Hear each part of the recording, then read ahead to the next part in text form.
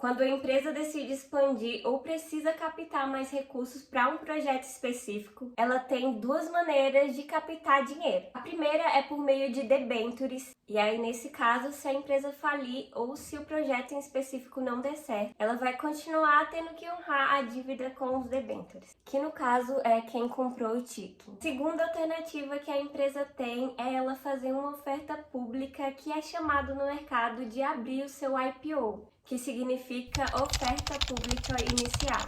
Isso faz com que investidores conheçam suas pretensões e assim investam na sua empresa.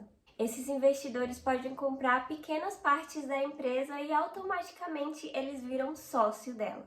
E essas pequenas parcelas que os investidores compram são chamadas de ações. Diferente das debêntures, no caso das ações não tem risco de crédito, porque quando você compra uma ação, como eu falei, você vira automaticamente sócio da empresa.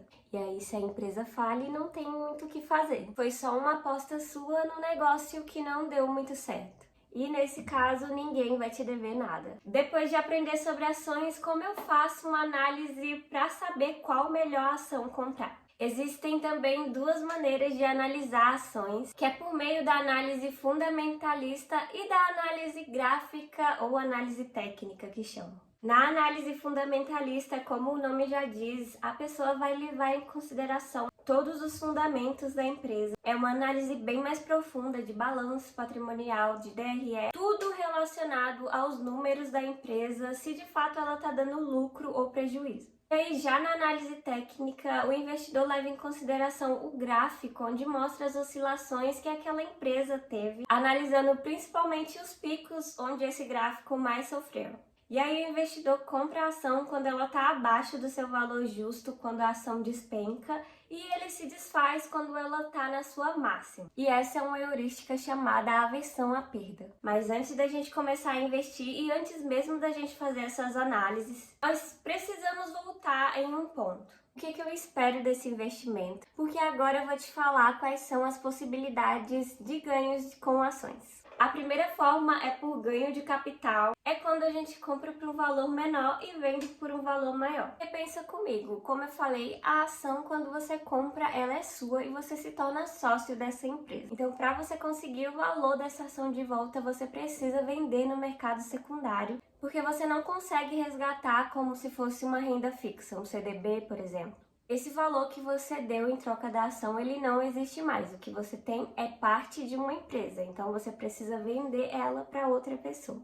Outra forma de ganho é com dividendos, que eu acredito que é o que mais as pessoas sabem hoje em dia, e com juros sobre o capital próprio. O lucro de uma empresa, descontando todas as despesas e obrigações no balanço patrimonial, teoricamente era para ser dividido entre os sócios. E você, como sócio, nem que seja de uma parte pequena, deveria receber o valor proporcional à sua cota. Mas quando a empresa tem o objetivo de reinvestir esse lucro, pela CVM, que é a Comissão de Valores Mobiliários, que cuida da renda variável, ela obriga que pelo menos 25% seja distribuído para os investidores por parcela de lucro, que é mais conhecido como dividendos. Mas aí o que acontece com os outros 75%? Esse 75% em teoria seria dos sócios também. Mas se a empresa decidiu que esse valor seria reinvestido e foi votado pelos sócios ordinários, que é quem tem direito de votar, esse valor ainda é de direito dos sócios. Mas aí, como foi votado pelos sócios ordinários, esse valor entra como reinvestimento e aí é como se você estivesse emprestando para a empresa esse valor.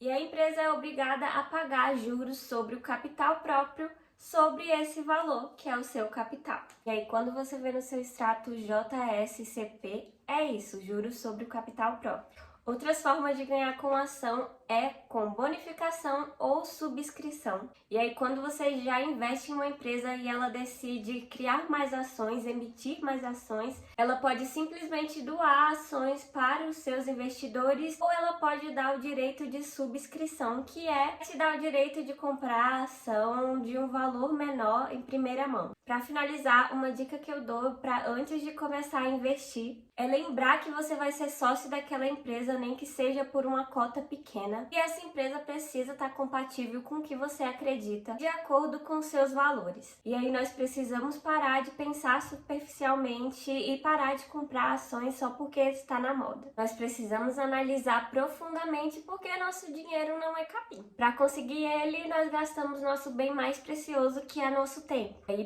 perder por falta de conhecimento não é uma opção. Eu espero ter ajudado e se inscreva aqui no meu canal que vai ter muito mais vídeos de finanças e investimentos. Um beijo, até mais, tchau!